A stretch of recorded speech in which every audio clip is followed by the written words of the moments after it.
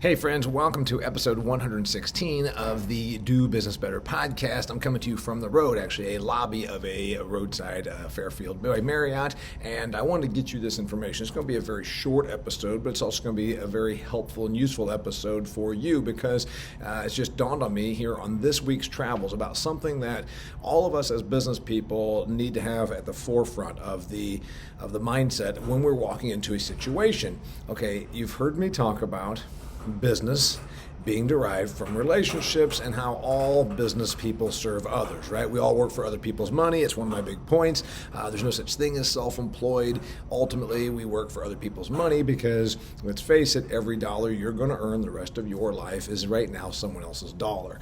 So with that in mind, we know that we have to deal with other people. Whether you're in a sales capacity, a service provider capacity, even a manufacturing capacity, no matter what capacity you're in, you're dealing with other people because ultimately opportunities are presented to you by marketplaces, which are made up of people, and generally by relationships, which are made up of people. And again, we are going to have to embrace the fact that whether you're a people person or not, and sometimes I am not, we have to understand that there's going to be interactions between humans, whether it's now on Zoom calls with the pandemic or over the phone or emails or whatever.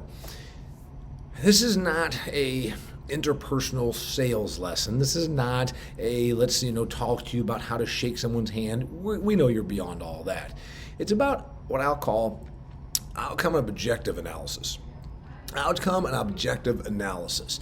And the reason this is important is one of those things where you're like, oh, that's a pretty simple idea, but so many people get it wrong. And I'll give you a couple of thoughts on this whole thing. So what I'm really talking about is getting to your thing, getting to your desired outcome. That's what we're going to cover here today. Somebody not too long ago called me up, said, hey, I need some help. Just want to talk to you. It's the old usual pick your brain thing. And I said, well, what's going on? Well, I'm working on this thing and I need some help. Okay, what do you want? Okay, we went through this whole thing. I said, well, what do you want to have happen? Well, I'm not sure. I said, well, then you're premature at calling me, and you're frankly premature at going into this objective, because the reality is until you define the outcome that you want from a situation or the multiple outcomes that are acceptable in a situation, you have no business going into the situation. Does that make sense to you?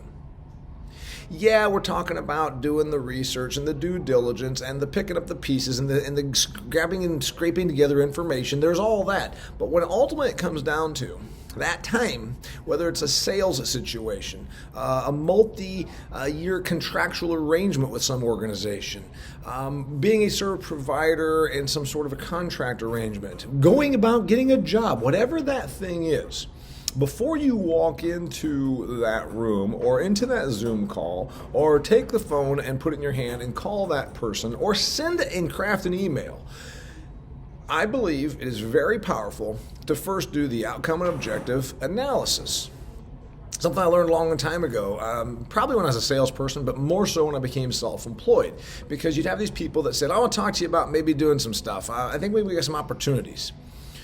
And so, all right, that's fact-finding. That's informational finding. But even before I would get a hold of those people that said, we're going to see what opportunities we might be able to do together, because that sometimes is a way to lace a proposition and make it look more desirable to you than it really is. I'd like to see if maybe there's some opportunities for us to work together. And sometimes that really means I want you to give me something and I'm going to give nothing in return. So I got real good about this by stating, okay, before I return that call, let's just take out a piece of paper and a pen and let's write down what outcome would I like to see come out of this call? What multiple outcomes would I like to see come out of that call? What is going to be my objective? Maybe this is going to be 3 calls, or a call with this person that then morphs into a call and a meeting with the committee. What objective do I want from this one? Do I want then a second interview? Do I want a second meeting with the committee, with the decision maker? In other words, what's the major big outcome you'd like? And then what are the objectives that you could handle just from this one? So what I always do, or try to do, and I know there's no such thing as try, there's only do. What I do before I go into these situations is map out the outcome that I believe I would like to have And then the sub-objectives. Okay, ultimately I would like to win this business. Ultimately I'd like to get this contract. Talking in generic terms here, of course. Ultimately I'd like to pick this group up as a client, whatever it should be. Now in the meantime, the first return call, the first batch of emails may not quite be decision time for them. So secondary objective that it would still be acceptable to me is we schedule a second meeting with the real decision makers who can then decide to execute the contract, which means objective in the first call is to decide and determine and discern who is the real decision maker. You see how this goes? Before you just plow into things, shooting from the hips, as they say, you actually sit down and get methodical for a few minutes and say, all right, before I walk into this meeting, before I return this call, before I get on this email or hop on this Zoom, what outcome would I like to see happen? What objective do I hope to attain? If it's not going to be win the contract, win the business, secure the client, it's probably then going to be setting the next meeting where we can advance the ball down the field. And again, getting to the actual the actual decision maker. The decision maker then is your objective. Ascertaining who that is. Finding out exactly what the goalpost is might be the part of your first call. So now that we've determined you would like to do business with me and you believe that my service and my clients and my products and all this speak to you and you believe that I can do the job, what would it take for me then to actually get that business? You need me to show you my criteria and my regulatory certifications. Okay. And you need me to show you that I have my bonding and insurances in place. Okay. And what else? You'd like a letter from 3 of my most recent clients so you can check my references. Okay. Now you've just taken that first meeting and know exactly what you need for the second one, which should secure you the business. You see how this works? It makes you more efficient because remember the old thing. Anything that shortens distance and time makes you more efficient. Anything that makes you use less time to get business makes you more profitable, right? Time is money. So self-employed, small biz, run a big biz, work for a big biz, no matter where you are in the lineup, the reality is your success will be enhanced by an outcome and objective analysis. Ahead of time, say, what do I want to have happen? Now, what I wrote down here, because I was thinking about how I do this, what outcome do I want? What outcomes would still be acceptable? And also then the objectives. And remember, you do yourself a big favor to note those exact things that the prospective client, and it doesn't even have to be just for business. This could be about, a job interview. It could be for an interview with getting into school or whatever. It's really the same thing. It's about what outcome do you want? I want to win the business. Okay, if it's not done, the acceptable outcome would be for me to have a second meeting where I now know I'm talking to the people who can pull the trigger, who can make the decision to give me the business. And also, during that first call, we're going to describe what exactly the criteria are so that I can be the shiniest penny in the pile of pennies that are going to be on their table next time. I want to then know what it is going to require of me to make this happen. When you're walking into this, it's also incredibly important to not only map out what your objectives are and then what your what your outcomes that would still be acceptable are. There's the one big desired, and then there's the multiple of other things that are desired, and there's also what is acceptable. Okay, we wanted a contract for $1 million, but it would still be acceptable to get half of that and begin doing business with this customer.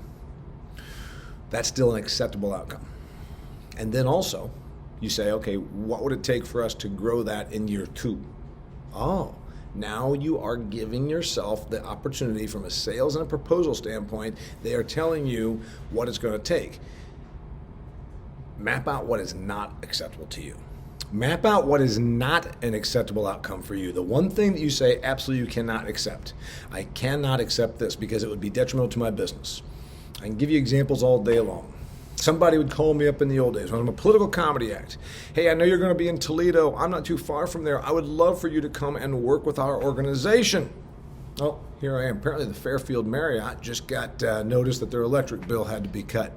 They just turned the lights off on me. But I know you can still see me, so thank you for being here on the Do Business Better podcast. So in the old days, I would get these calls, and then it would say, well, would you do it for less money? And there's always this thing where we work for other people's money, and we also realize that sometimes we take discounts when it is smart because it works into our schedule and it also favors our business. And then you've got to say, what is unacceptable? What is something I absolutely cannot accept because it will harm my business? It's detrimental to me. If my other clients find this out, that I'm discounting this much to you while it will harm my reputation, it might actually upset the apple cart and ruin that contract for me. You understand where I'm going? What's the number one outcome? What could you also find out to achieve that outcome in your first dealing? What would be acceptable sub-outcomes? And what sure as hell can you not accept? Now, you've got that mapped out. You've got those things mapped out. What are you going to do next? I'll tell you what. You put yourself in the shoes of the client or the customer or the person hiring you or the school administrator deciding whether you get into school or the HR person who needs to make sure you go through all of these criteria. Whatever it is, whoever you are dealing with, the other party or parties, you put yourself in their shoes and you do the exact same thing. Because very likely they have not. Oh, they might have thought about what they want. Well, you know what? We'll sell them a truck. We'll sell them a truck. That's what we want. Yeah, but what more than that? With a deeper objective and outcome analysis, you now put yourself in the position of your customer or your client or your prospect or whoever it is you're going to meet with, deal with, be on the Zoom call with, and you pretend you are them and say, what would they want the outcome to be? Oh, they'd like to secure the lowest priced contractor to do this business that now they are looking for. But there's also more than that. Sometimes it's an outcome about money, but it's also about prestige. Sometimes it's about an outcome that means they will not get yelled at. Remember one of my earlier lessons that I've often talked about, learned it not until I was 20 years into my business. Sometimes your prospects don't want the best. Sometimes they just want acceptable that does not get them bitched at. Does that make sense? So you're talking about a client arrangement where there's a prospect that doesn't want the world's best because that doesn't really help them. What helps them is to not lose their job. So remember, think about their outcome, what they really want. They probably want to not get complaints. They want to not lose their job, to not have strife at work. They want to have their life be easy. They want somebody that can effectively do the job. That will also make it so they have to spend less time overseeing this because remember, they're dealing with whatever they can do to save time or money on their end also. Think about their outcome that they would really want. Sometimes this is egocentric. Sometimes this is personality specific. I would have people that hired me back in my political comedy days that wanted to be able to drag me around like a fish on a stringer and tell everybody that they got me hired because, you know what, they saw me on a movie and they just knew that I'd be perfect for this gig. In other words, they wanted to use my little modicum of fame to boost their own level of notoriety. That's fine. We're all whores at some degree, right? We all work for other people. What is it that the outcome or objective that your prospects, clients, and customers are looking for that you can serve? It sometimes is not as clear as it appears. Sometimes it'll be at the next level down. Put yourself in their shoes.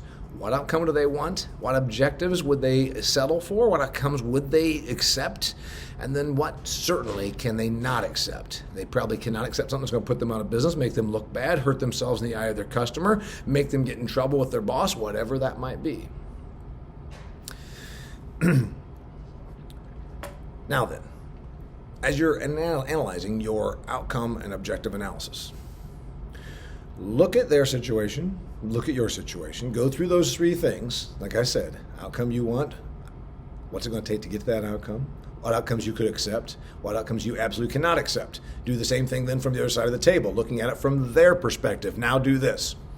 Now that you've thought through their perspective, write down or put in your head and then put in your phone or wherever it is you keep your notes, the exact salesmanship or steps it will take on your part to achieve the outcome that they want. Because, as I stated from the very beginning, we all work for other people. And to achieve this, you are going to then say, okay, what steps, what things, what criteria, what boxes, what salesmanship, what marketing position should I take to do what would then get them their outcome? Because remember, if you achieve their outcome, you'll oftentimes achieve your own as well. That's how this thing works. The old deal of when you can walk the customer and prospect into a situation where they feel as though they have won, then you are in a very good position that you are the provider of said product or service that has just allowed them to win. So what steps, what salesmanship, what marketing position do you need to take to help them get to their outcome? So outcome objective analysis, I know it sounds very simple, but it's amazing to me, with the sales background and 26 years of running my own business, how many people I deal with that want to pick my brain, or they want to see if we could do business together, and they actually have very little grasp of what they want when they contact me, other than to pick my brain or see if we can do business together. I'm like, okay, but doing what? What thing would you like? Other than getting in my pocket for a bunch of money, what thing, what objective do you actually have, and how can you get me to an outcome I would prefer? Doing it from both sides is very, very powerful. And having been a salesperson and a business person and 26 years of entrepreneurial self-employment makes one think more crisply and clearly about this. It'll save you a lot of time. It'll actually make you more successful. I can't emphasize enough that you're not going into a situation blind. You're going into a situation prepared because you now know exactly what it is you want and you've thought through what they might want. The old thing about don't waste your customers' time, don't waste your own time, make you more efficient. If you have any thoughts on this, feel free to email me. I would love to hear from you. This is something that's been very clear to me in the last week while I'm out here traveling around. I do appreciate you tuning in. As ever, it is the Do Business Better podcast. Again, think about the outcomes that you want, the ones you would accept, the ones you absolutely cannot accept to your own detriment, and then do the same thing from the other side of the table. It's that wonderful, powerful situation of seeing the table from both sides. Damian Mason, thanks for joining me here. Until next time, it's the Do Business Better podcast.